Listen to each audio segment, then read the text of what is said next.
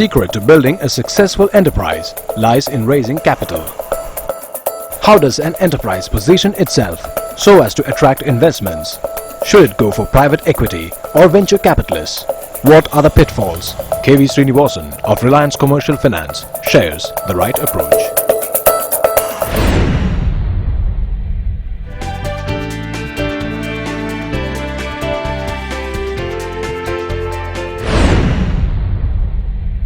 Small is beautiful, but is it really powerful? Yes, the current parameters are very clear that about 40-45% of our exports and more than half of our manufacturing output, etc., is controlled by SMEs. SMEs typically are stories that don't come into the public eye. You only hear about a very small fraction of those success stories and the failures. But really, can one ignore the sector? Obviously, it is a very important thing. It's to my mind, even the government recognizes the importance of the SMEs, so much so that a specific ministry under a cabinet minister has been created for looking into the affairs of the SMEs. So certainly, it is an important sector. I don't think we can really ignore. While it may be silent, it is significant.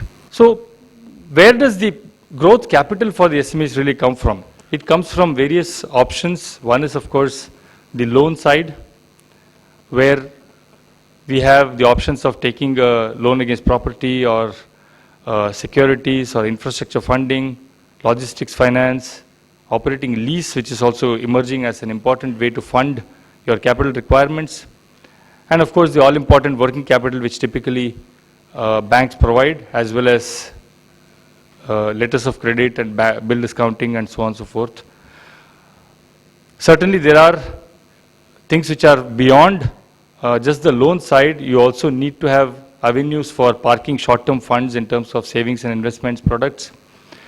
But more important, I think there is a growing realization among the SMEs that their own sources of capital are probably inadequate when it comes down to scaling up to a great degree. Initially, yes, one starts off with the most important law, which is basically father-in-law and his funds.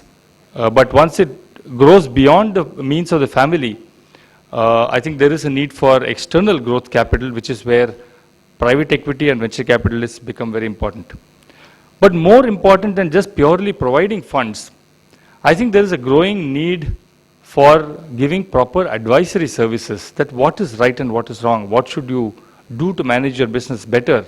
I think that's becoming far more important, and I can see a lot of organizations actually growing up to provide advisory services to SMEs and not just provide funds and then sit tight on them saying, I don't care how you run your business. From a lender or investor's perspective, I thought, what are the things that we really look for?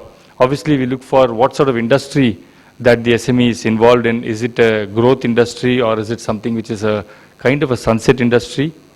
There is a difference in the way you would look at an e-commerce kind of an entity and an umbrella manufacturer. One is a mature, almost dying kind of an industry, and the other one is possibly a sunrise one. So there is a different way in which you look at the entity itself. What are the kind of government policies that are there which affect the business? Is it too much government control in terms of pricing or in terms of the pollution related issues? Or is it something which is free and anybody can do whatever his creativity would permit him to do? And what is the impact of technology? Is it in a completely stable kind of an environment as far as technology is concerned, or is it susceptible to becoming obsolete in a pretty quick time?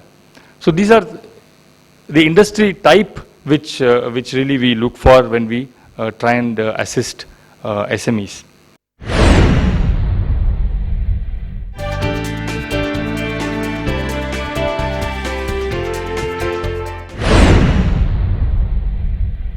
Many times we have seen that SMEs are taken by surprise. Oh, I've got bad rating. My loans have gone above 5 crores, and I have to do rating for capital risk adequacy of the bank.